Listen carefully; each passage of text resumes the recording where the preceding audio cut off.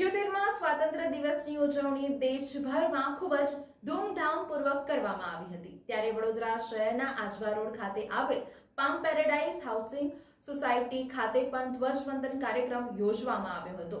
આ કાર્યક્રમમાં સોસાયટીના રહીશો અને બાળકો દ્વારા દેશભક્તિના ગીતો ગાવામાં આવ્યા હતા તેમજ દેશભક્તિના ગીતો ઉપર ડાન્સ પણ રજૂ કરવામાં આવ્યો હતો। આ કાર્યક્રમમાં સોસાયટીના રહીશો મોટી સંખ્યામાં ઉપસ્થિત રહ્યા હતા।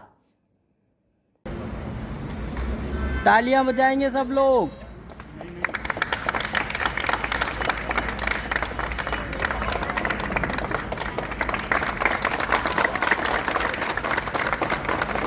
भारत माता की जय मातरम मातरम।